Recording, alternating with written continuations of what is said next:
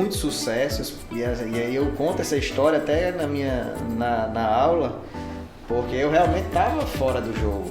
E aí me puxaram de novo pro jogo e eu voltei, Alberto, assim, maduro, no momento certo, pronto para exercer aquele ofício que eu tinha tentado há alguns anos, mas que infelizmente não tinha dado certo, e que agora eu vi, poxa, é a hora.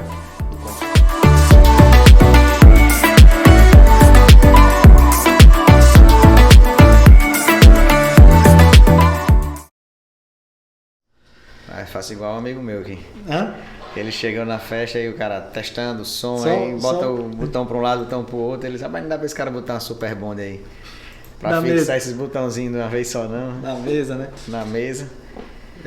Mas cada ambiente. Eu te chamo de Eduardo, né? No caso? Claro. Não, é doutor, viu? Eduardo.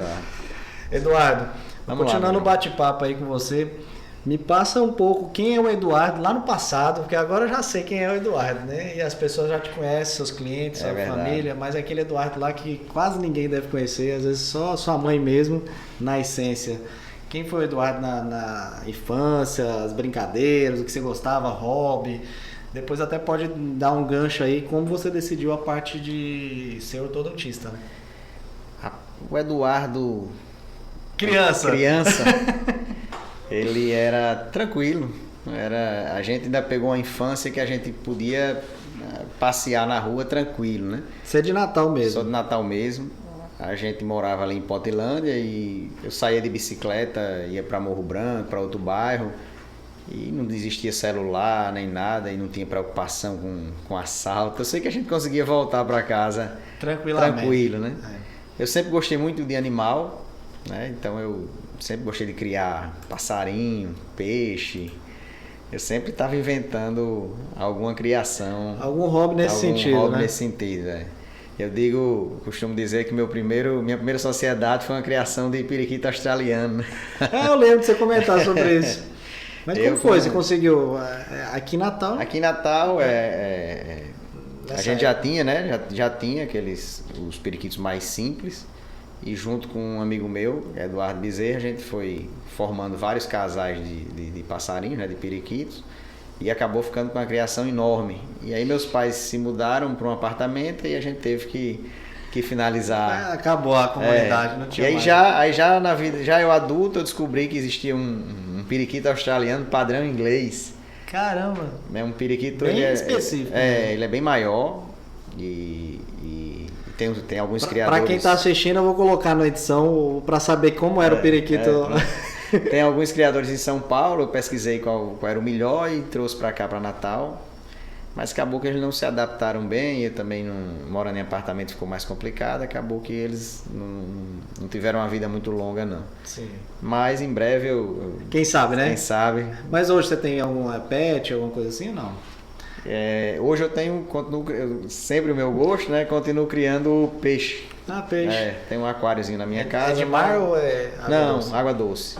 Eu gosto muito daquele... mais fácil, né? É mais fácil e assim, é o animal que eu quis dar pro meu menino, né? Para morar em apartamento, é um animalzinho mais fácil da pessoa ter. E eu gosto muito, sempre fui fã, sempre adorei aquele peixe, o neon. Sim. Então o meu aquário é um aquário específico de apenas um estilo de peixe. Mas eu quero ver foto aí, viu? Eu acho que misturar não fica legal. Não fica legal não. Você não acerta bem o pH. Então a pessoa tem que gostar, viu? Porque eu já tive, realmente é um desafio para acertar ali. Mas assim, esse aquário tá montado há 8 anos, nunca foi desmontado. Foi na época que meu menino nasceu que eu montei ele. Caramba. E você ali na infância já me falou que gosta dos periquitos aí, bem específico. Na juventude, ali no colégio, de esporte, para as pessoas conhecerem um pouco mais. Alberto, eu nunca fui nenhum atleta... Que conversa! Renomado não, né? Eu fui aquele adolescente que fez de tudo. Vôlei, futebol de salão, atletismo, karatê, jiu-jitsu, basquete. Então eu fui ruim, eu posso dizer que eu fui ruim em tudo. Você testou de tudo? Eu testei de tudo. E nunca tive muita habilidade para esporte, a não ser esporte com raquete. E aí hoje eu jogo beach tênis, né? Aí eu continuo você usando, joga no aero, né? Você pratica muito. E gosto muito de corrida, né? Então eu incrível, né? Lá no passado você não achou, mas hoje já você exato. Já se enquadra bem ali no... Exatamente. Esse esporte. E sempre gostei muito de, como eu falei, de animal, né? E hoje eu gosto muito de cavalos. O pet aumentou um pouquinho de tamanho. E gosto muito de cavalgada. Então hoje meu hobby, lazer, é fazer cavalgada. Que tá parado por agora, né? Tá parado, no momento tá devido parado. Ao lockdown. Exatamente. Deve estar sentindo falta, já volta, se Deus quiser. E aí a gente sempre gostei de estudar. Aí eu estudei a minha vida inteira no Marista. E lá do Marista a gente já foi entrando na faculdade de odontologia, onde eu realmente me encontrei na minha profissão. Mas a conexão com a profissão, porque a gente olha que tá ali hoje é o Enem, né, para fazer a prova. Você resolve você entra no Enem sem saber nem o curso que você quer e você vai, não, hoje eu quero medicina, amanhã eu quero engenharia, direito, e você uma vê... confusão, uma confusão, exatamente. E aqueles testes que passam pra gente parece que deixa mais confuso, né? Vocacional. Eu nunca fiz nenhum. Eu acho que não serve pra nada, né? Nunca fiz nenhum. Deixa mais confuso. Na época você teve uma conexão de alguma coisa de tio, alguém da família?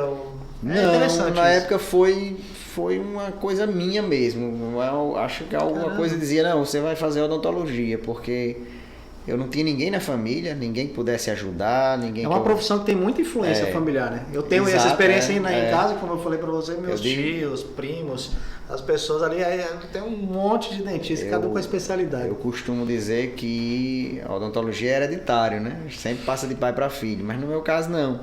Para não dizer que não tinha ninguém, eu tinha uma tia que era casada com um dentista, mas ele faleceu muito cedo, eu praticamente não conheci ele.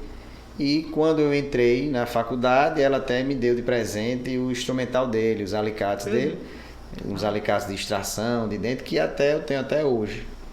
Né? E eu guardo com muito carinho esse instrumental. Uma herança, né? Desse tio querida. Afim, né? Chamava Dalmo. Até hoje eu tenho guardado esses alicates. Mas eu não posso dizer que ele me estimulou, porque eu não tive contato com a pessoa dele, né? Eu era muito criança quando ele faleceu. Eu sempre faço essa pergunta que é curiosa, cada uma surge, mas está claro que você foi ali decisivo mesmo a fazer isso, mas caso hoje você não fosse essa profissão, essa pessoa que você é na profissão, você já se viu alguma outra que é mais pra cá, você fala, rapaz, isso aí podia ser uma coisa que eu me encaixe, né? Posso brincar? Pode! A conversa é descontraída. Depois a gente corta. Eu acho que eu seria bom em qualquer coisa, Alberto. Caramba! Rapaz, o pode brincar, né?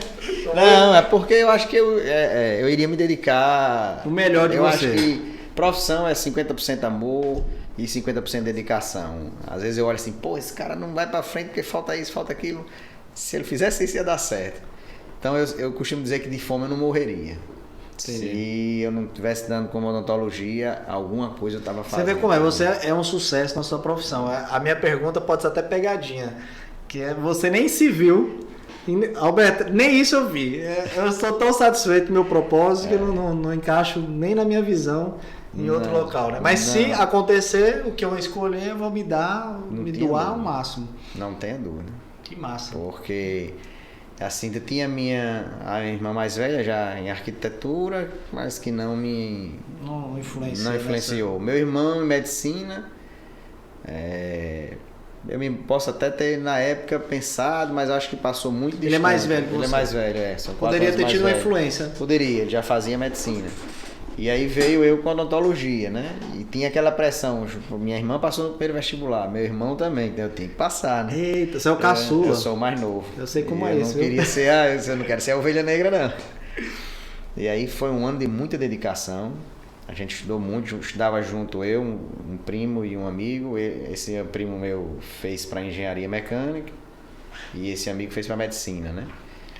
Aí eu para odontologia. Então a gente estudava junto, do meio do ano para frente a gente nem ia mais para aula, porque se fosse para aula ia ficar conversando. Ia atrapalhar, né? E como não tinha lista de presença, a gente optou por ficar estudando em casa. Agora realmente a gente estudava. Ia no colégio só fazer prova. Quer dizer que você sempre foi muito dedicado. Muito dedicado. E aí entrei no primeiro semestre. E na época era um curso muito concorrido, não tinha... É isso que eu ia falar, você me disse não só do vestibular, mas também na especialização. Isso. Na época que eu passei não tinha faculdade particular ainda de só odontologia, federal. Só federal. Aqui em Natal era federal. Aqui acho que eram 25 vagas primeiro semestre, 25 vagas segundo semestre.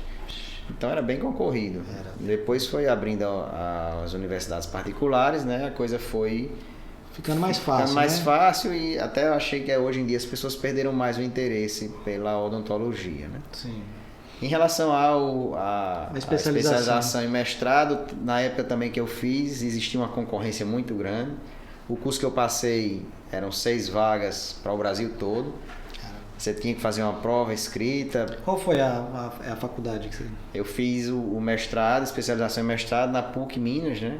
Top, né? Em Minas Gerais, E a gente fazia a primeira fase lá, eram muitos concorrentes, depois filtravam, ficavam 20, e aí você ia para uma entrevista, e aí entravam 6 para... E você entrou de primeira? Mestrado.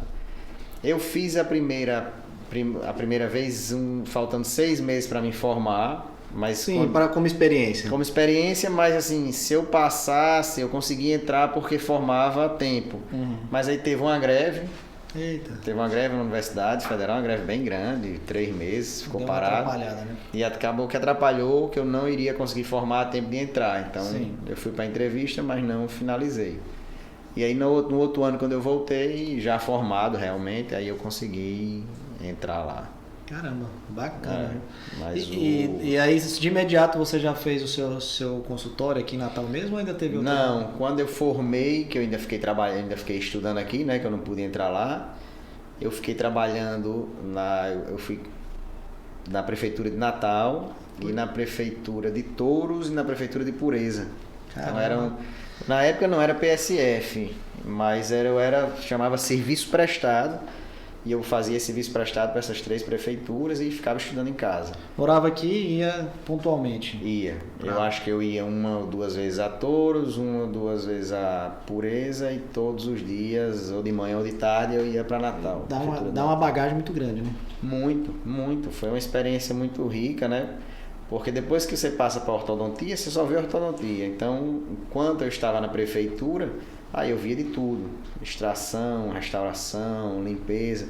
E tudo isso foi muito bom para adquirir experiência e vivência com o paciente para os dias de hoje e durante o meu mestrado lá em Belo Horizonte. Sim. Eu estava falando com você, Eduardo, um pouco antes, a questão da ortodontia. Tem muita gente que é leiga, né? Fala ortodontia, não entende o que é. O dentista.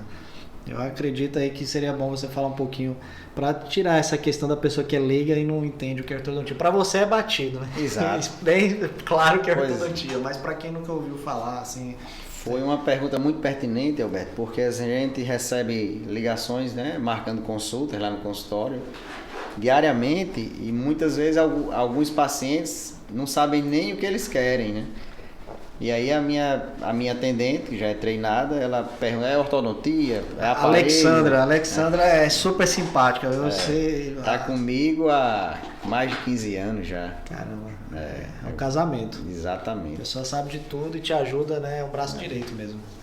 Ela e eu também tinha uma técnica de laboratório que fazia meus aparelhinhos que precisou ir embora, foi para Brasília e me fez muita falta também. Uma separação que a pessoa chora e fica... Sempre na analogia do casamento, né, amigo? Mas te interrompi, mas pode falar sobre os clientes que sempre ligam. E aí ela explica, né?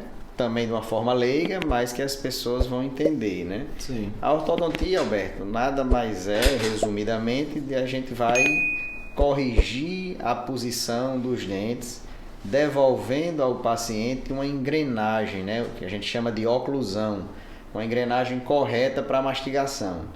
E de quebra, esse paciente vai ganhar, além dessa função ideal, uma estética, né? Um visual, uma melhora na sua autoestima com o tratamento ortodôntico. Levando para uma analogia, e eu comparo muito e explico muito lá no consultório. Fica mais claro, né?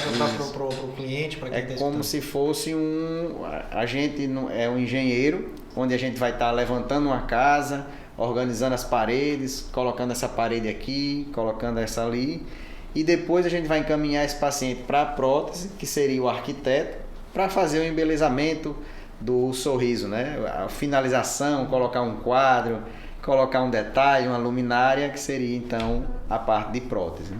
Então, eu costumo sempre explicar meus ficou pacientes. Bem claro, né? Às vezes a pessoa fica achando que você está nessa etapa, né? E outra coisa, hoje em dia as pessoas são muito ansiosas e querem pular etapas. Não então querem fazer planejamento. Ele quer já chegar e achar que vai colocar já uma prótese. Hoje em dia está muito em moda lentes de contato. E não é você não pode chegar e colocar uma lente de contato num dente torto. Senão você não vai colocar uma lente de contato, você vai colocar uma prótese para poder cobrir e organizar aquele dente que está torto, você vai ter que desgastar. Então é interessante que se você quer fazer um trabalho de reabilitação com prótese, com lentes, que você organize primeiro o seu sorriso, organize as paredes, deixe o sorriso bonito e aí você faz o acabamento final. Organiza a estrutura da casa, porque senão pode cair, né? Exatamente. E cai. Geralmente cai no final de semana. Geralmente é no horário que o dentista... o seu dentista está em casa e numa você está numa festa, você está numa viagem, é quando vai cair a sua parede. Caramba. Aí a reforma custa muito. Aí custa caro. Casamento da sua filha, já peguei vários no sábado. É mesmo? Aí você me deu um gancho, eu tinha colocado isso, que deve ter muita coisa inusitada. Eu já vi histórias lá na família, como eu te disse, e eu queria escutar as suas histórias, deve ter muita coisa inusitada, que você já estava dando gancho aí das histórias. Uma vez eu estava andando de cavalo, né? Cavalgando, e aí um amigo meu de Belo Horizonte me ligando, e aí até eu resolvi atender, que eu geralmente no sábado era ligação de Belo Horizonte e eu resolvi atender, né? Essa Belo Horizonte aqui, o que é? Ligando no final de semana, né? E você acabou atendendo. É um amigo meu muito bacana, que eu gosto muito deles, é Maurício, né? Ele diz, Eduardo, onde é que você tá? Rapaz, eu tô aqui no interior, uns 60 quilômetros de Natal. Essa pergunta você já sente que... tem algum problema, né? Não é porque o cara vai chamar você pra tomar uma, não. Você tá onde? O que foi que houve? Rapaz, tá tendo um congresso de cardiologia aí em Natal. E o palestrante que vai falar às 2 horas da tarde, o cardiologista mais famoso, é meu paciente e quebrou e caiu um dente e eu preciso que você cole aí de qualquer jeito.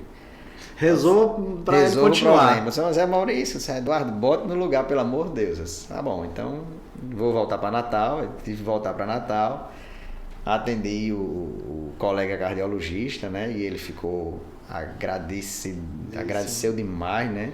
Feliz, porque um momento desse, achar um dentista... Era o dente da frente, né? Os incisivos centrais. Maria, diga aí, não tinha como ele... Ele não tinha como ele dar a palestra dele, assim, ele ia faltar, né? Talvez a palestra mais importante do congresso. E eu consegui salvar, né? Mas temos outras histórias mais, né? Que acontece. Teve outra passagem engraçada, Alberto. Eu estava lá no curso lá no mestrado e de repente chegou uma mãe com 2 crianças, né? E pedindo para que o nosso chefe lá, o Dr. Eustáquio, examinasse essas crianças, né? Que ela estava preocupada, ela estava tratando com uma outra profissional. E ele estava muito ocupado e pediu para um outro professor olhar. E aí a gente foi lá ver. Quando esse professor examinou, que viu a situação, ele, rapaz, o doutor Eustáquio vai gostar de ver isso aqui. Era grave. Os brackets estavam colados invertidos. O slot, que é horizontal, era uma profissional, tinha colado ele vertical, assim, tudo errado. E aí... O que acontece? Isso aí, aluno que cola, O que faz com um profissional desse? Que você vai descobrir, eu vou lhe contar quem foi que colou. E aí ele foi lá e chamou o Dr. Eustáquio. Pode. Chamou o Dr. Eustáquio, você vai gostar de ver isso aqui, tá interessante. E aí quando o Dr. Eustáquio viu, quase que cai para trás já tô pensando que é. Com a presepada, né? Os brackets colados todos invertidos, sem funcionar. E eles, olha, você tá tratando com quem? Não, estou tratando com uma dentista. E aí ele foi investigar. Para resumir a história, era uma advogada formada, que estava há 1 ano fazendo um curso de odontologia na Bolívia. E aí ela já se achava com o direito de colocar aparelho. 1 ano? 1 ano de odontologia, não era no nem outro de país odontologia. Que a gente nem sabe como é E assim, você não pode dizer que é uma pessoa sem formação, ela já tem uma formação em direito, né? Sim. E aí ela alegou também que nesse um ano ela tinha ido para um congresso e coincidentemente tinha assistido um curso de 8 horas, ou foi de 4 horas, de Dr. Eustáquio nesse congresso. Então ela, pronto, agora eu sou ortodontista. E tava lá. Que ele é o supra-sombra dessa história, né? Da especialidade. O Eustáquio, ele foi o chefe aqui meu do mestrado, depois ele foi ser o chairman, né? Da maior universidade de ortodontia do mundo, que é em St. Louis. Foi esse que você falou da história do Ronaldo? Não? Foi esse da história do Ronaldo. De repente eu já falo, essa história do Ronaldo foi boa também. E aí ele ganhou, né, o que a gente chama do Oscar para o ortodontista, que é um prêmio chamado Jarabac. Jarabac é um profissional americano e que já faleceu e aí criou titulou um prêmio. E o Dr. Eustáquio foi o único brasileiro a receber essa premiação. Caramba! E agora ele voltou. Realmente agora... a mulher, ela, fez um curso com ele. Eu fiz 8 horas, ela tá sabendo, né? Caramba, o meu mestrado foram mais de 4.200 horas, né? Meu Deus, 8 horinhas ali. Caramba. E aí essa passagem do Ronaldo é muito engraçada, né? É o Ronaldo Fenômeno, né? O Ronaldo Fenômeno. Ele começou, né, conhecido como Ronaldo Traveca, né? Pessoa de sacanagem. Como é que pode, né? O cara jogar a sua reputação, né? E a história dos estádios, né? Que hoje a gente vê nas redes sociais constantemente os memes, né? Os memes falando da história. Como era a frase dele? Agora eu me esqueci. Não se faz Copa do Mundo com hospitais. Né? E a gente agora com tanta deficiência. Agora precisando de hospital. Né? E ele acabou com a reputação dele nesses 2 pontos, eu acho também. Mas a história, vamos lá, conectando com a história da... E aí o Eustáquio, ele gosta muito de futebol. Inclusive ele foi o técnico da seleção brasileira de futebol de salão. E que se consagrou campeão mundial 2 vezes, né? Caramba! E como técnico. E ele é de lá, Ele é mineiro. Mineiro, BH, né? E aí ele foi convidado pelo técnico do Cruzeiro na época a assistir um treino de Ronaldo. Ronaldo novinho, 16 anos, 16 anos, despontando. E aí ele foi lá assistir o treino e disse, olha, esse cara joga muito, mas ele é muito feio. Leva ele lá no consultório que eu vou tratar ele. Ele tá com um problema que eu acredito que eu resolvo, certeza, né?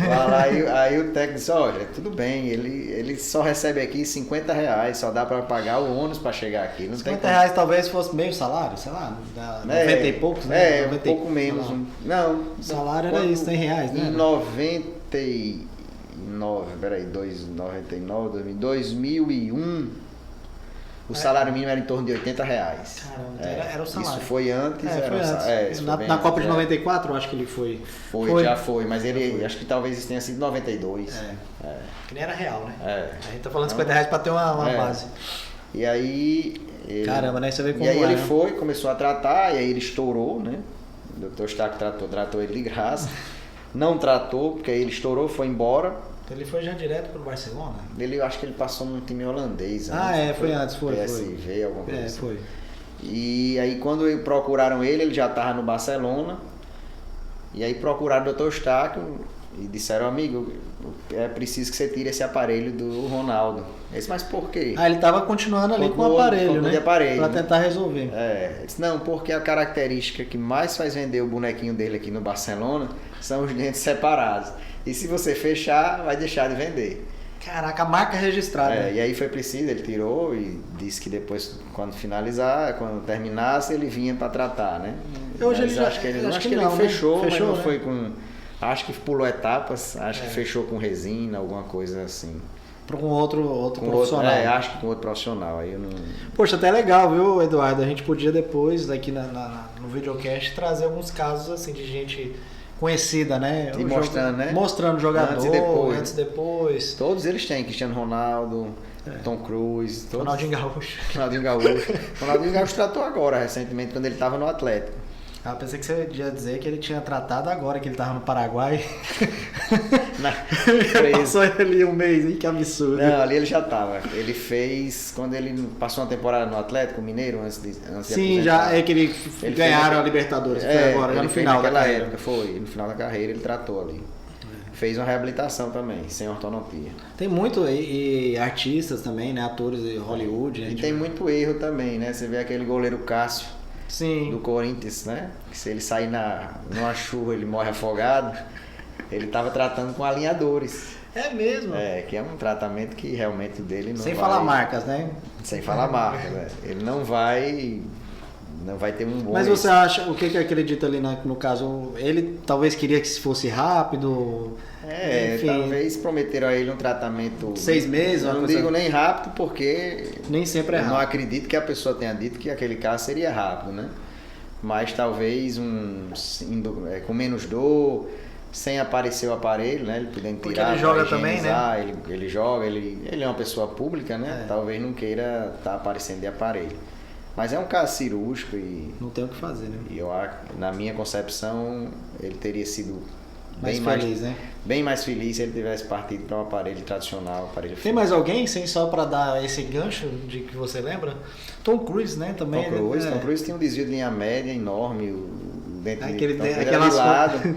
E aí ele levou os filhos numa consulta e aí o dentista mostrou para ele tratou, ficou bem mais... Tá vendo? Você que tá escutando ou assistindo, né? A gente só sabe aquele antes e depois que jogam dos famosos no Instagram, mas o Dr. Eduardo já sabia a história. E acontece muito da gente pegar o filho e em seguida, 6 meses depois, você começar a tratar o pai, a mãe, e aí você trata a família toda.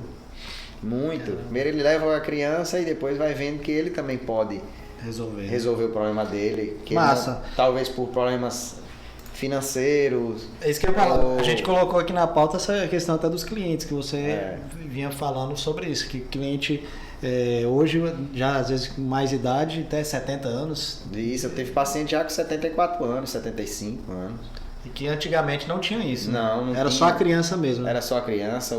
Por que essa questão de ser só a parte infantil mesmo? Primeiro, tinha mesmo essa questão de colocar o aparelho e tudo. Primeiro porque assim, a demanda de crianças era muito grande, o número de profissionais era pequeno, restrito, então o profissional não precisava... correr atrás de tratar o paciente adulto, que é um caso mais difícil, é um caso que não vai envolver crescimento, é um caso que vai envolver problemas periodontais, né? Geralmente o paciente adulto pode ter problema periodontal, então ele ficava só no filezinho, que era o adolescente, fácil, né? Até os 14 anos. À medida que o número de profissionais foi aumentando, o ortodontista viu a necessidade de buscar ampliar o seu campo de ação. E aí ele achou isso aí no paciente adulto, né? As técnicas também melhoraram, os aparelhos ficaram bem mais estéticos. Tudo foi mais propício para favorecer o tratamento do paciente adulto, sem contar a quesão de custo. Mas a gente tava conversando... É isso que eu ia falar, que a gente estava conversando antes da filmagem, a parte de valores, assim, ele fez uma analogia até interessante. Pode tocar o... Então, um tratamento nos anos 80 era o preço de um carro popular da época, um Fusca. E nem todo mundo, né, tinha condições... Quer dizer, o cara tinha condições de comprar realmente só o Fusca mesmo, né? Imagina colocar esse valor no investimento ali na saúde bucal. E assim, meu pai, eu lembro, ele levava minha irmã para tratar em Recife, porque aqui em Natal a gente não tinha ainda profissionais para tratar a parte de ortodontia. E então, na medida que o tratamento foi barateando, a gente também foi ampliando o leque de quantidade de profissionais formando também, né? Muito mais, Alberto. A gente você falou naquela época, quantos... a gente contava nos dedos a quantidade de cursos de formação de especialistas em ortodontia no Brasil. Na época, talvez até aí 98, 99 a gente pudesse contar. Hoje a gente tem É um boom mesmo. Um boom. Não só nessa profissão, mas em todas. Em todas. Acho até que sem controle, porque está formando muita gente no mercado que não vai absorver o mercado. Que não sabe, às vezes, escrever direito, né? Você vai fazer uma redação, você vai receitar assim, ali e escreve errado, às vezes. E a gente vê, pronto, no Canadá, eu estava conversando com o Dr. Eustáquio um ano atrás. No Canadá todo, existem 6 cursos de especialização em ortodontia. E tinha aberto o 7º curso na época, e eles estavam preocupados onde é que iam colocar esses profissionais desse curso que estava abrindo. Então eles estavam preocupados com o mercado. Se a gente for ver aqui em Natal, só em Natal vai ter mais de 7 cursos. Então é uma coisa sem controle, né? Não é nem nível nacional, né? E o que está filtrando e o que vai filtrar realmente vai ser o mercado e a qualidade desses profissionais. É preocupante que cada profissional que você vê aí, às vezes o cara não forma bem e gasta toneladas aí e investe muito, na verdade, no marketing, né? Exato. Vai muito pro marketing, olha que eu entendo dessa área e às vezes capta os clientes despercebidos, que nunca teve nenhuma indicação, nenhuma prova social de que realmente a pessoa é um bom profissional. Infelizmente o cliente hoje ele se deixa seduzir, né, pela propaganda, né, abundante, né, pelo marketing, e não pesquisa direito a formação daquele profissional, acaba tendo um tratamento insatisfatório, não deixa de ser uma decepção com a profissão. E o que eu tenho pego muito lá no consultório são pacientes desconfiados, né? Diga aí. Se a gente vai resolver ou não. Já escutou de tudo, ou já teve experiências negativas, né? E aí ele já chega com o pé atrás. Olha assim, esse cara, será que vai me enganar de novo, né? E aí eu sempre digo, fique tranquilo, eu vou apagar essa sua memória ruim da ortodontia, você vai começar a pensar diferente, você vai ter uma outra visão do profissional da ortodontia, eu vou resolver seu problema. Teve uma lembrança aqui, meu tio, que eu acho que acredito mais ou menos a sua idade, assim, também de profissão. Ele fala pra mim, Albertinho, eu sou dentista raiz, não sou esse Nutella não, viu? Me respeita. Hoje o Eduardo é aquele raiz, viu, gente? Não tem... Pois é, hoje em dia os dentistas só querem fazer harmonização facial, né? Tá esquecendo até dos dentes, né? Pois tá indo pra outra área, né? Pois é. Tá esquecendo. Tá esquecendo da área. Não vamos entrar em polêmica, viu? Não. Eu quero entrar o gancho aqui. Vai ter outros dias a gente vai fazer polêmica aqui, deixar você na saia justa. Mas você também é professor, né? Você tem um curso que eu queria que você falasse um pouco também sobre essa experiência. Eu cheguei do meu mestrado em 2002 e aí eu tinha muita vontade de ensinar, né? Sendo que a Universidade Federal era muito hereditária. Só entrava lá filho de professor, sempre tinha um ganchinho aí. Uma panela. Uma panela. Já criando uma polêmica aí. Tem uma panelinha, mas hoje não existe mais. E acabou que... hoje tem concurso, né? Acabou que eu não entrei lá.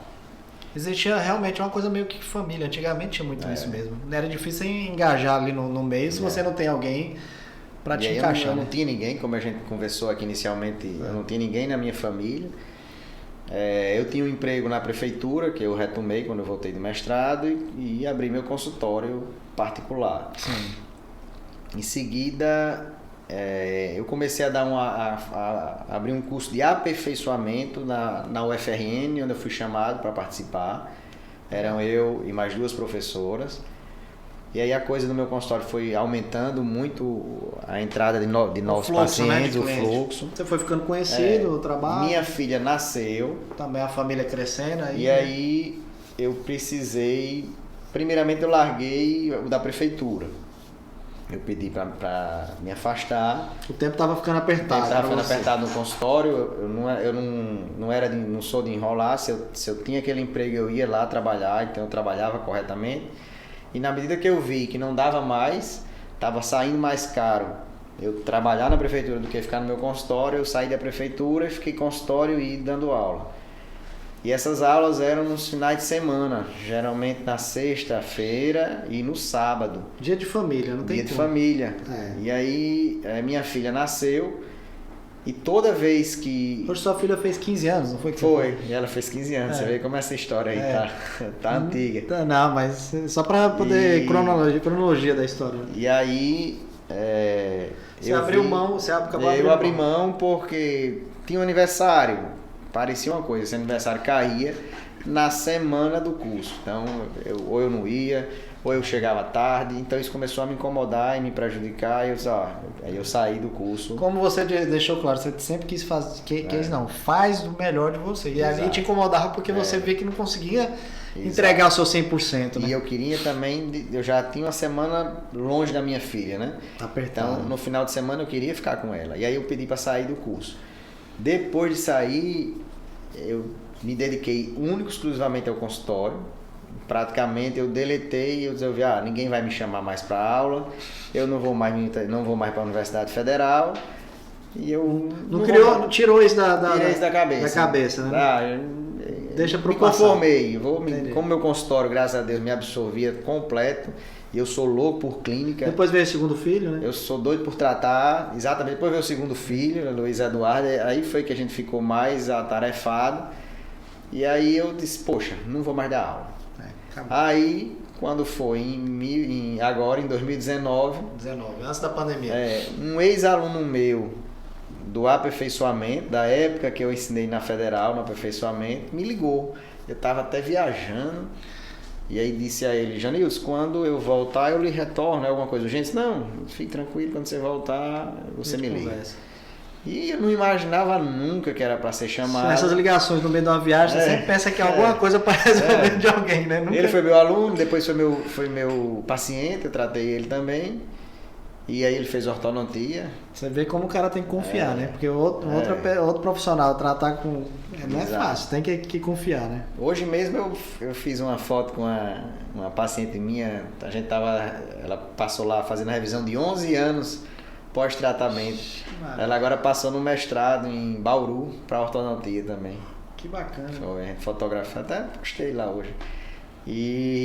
Mas dando o gancho, você ficou 15 anos aí e teve esse convite. Foi, aí Janilson me convidou. Você ficou surpreso. Eu cheguei de viagem. Como se fosse um jogador fora de forma, meu Deus, não vou... Eu não estava mais nem no banco de reserva. eu era comentarista e olha lá. Olha lá. E aí, quando eu cheguei, liguei para ele, Janilson, tudo bem? Ele disse, eu queria me reunir com você. Eu e um outro professor. Tá, vamos lá. Pode ser aí no seu consultório? Pode. Eles foram lá e eu, poxa, o que será, né? O que é que eu fiz, né? Aí eles me convidaram para formar, juntamente eles dois, com mais um outro colega, Sérgio. O Sérgio eu conheço ele lá, a gente tem a escola de oratório, eu já acabei assistindo algumas aulas com ele. Um cara bacana. Cara bacana, Sérgio. E aí a gente formou, e aí esse time, e que deu muito sucesso, e aí eu conto essa história até na aula, porque eu realmente estava fora do jogo. E aí me puxaram de novo pro jogo e eu voltei, Alberto, assim, maduro. No momento certo, pronto para exercer aquele ofício que eu tinha tentado há alguns anos, mas que infelizmente não tinha dado certo e que agora eu vi, poxa, é a hora. O consultório está bem, meus filhos estão bem, e aí tudo agora estruturado, tudo estruturado, e agora é o momento. E aí a gente entrou de corpo e alma, e começamos o curso em março, veio a pandemia, a gente manteve a turma, abriu uma segunda turma, abriu uma terceira turma, e agora em abril vai começar a quarta turma. Que massa. Pra você ver como a repercussão do curso da gente foi boa. Que massa. E aí tô de volta no jogo. Titular absoluto. Tô no ataque, viu? Titular absoluto, ataque total, marcando gol direto. Parabéns. Então, tô e com muita fome. Não tô com fora fome, de bola, né? não. Com fome de fome também, né? E fome de bola. Viu? Que massa, né? É engraçado a vida da gente, né? Como você deixou bem claro, que ficou fora do jogo na história, tirou isso da mente. Tirei. Mas aí vem as coisas acontecem no seu tempo, né? E aí a gente vê que a gente, na verdade, tentava se enganar, né? Porque fica tentando, né? Tava lá, a vontadezinha de ensinar tava lá, mas já que não vai, deixa guardada aí. E aí você vai, puxa ela de volta e... Eu vi que você é bem entusiasmado, né, Eduardo? E a coisa tá de volta. Dessa área da educação, né? Pois é, Alber, e assim, imagina que eu tinha minhas aulas de 10 anos atrás, né? 15 anos atrás. Aí a gente hoje a modernidade, né? Eu fiz aula. Tem outros assuntos. Eu fazia aula no mestrado, batendo foto do computador para criar o slide, né?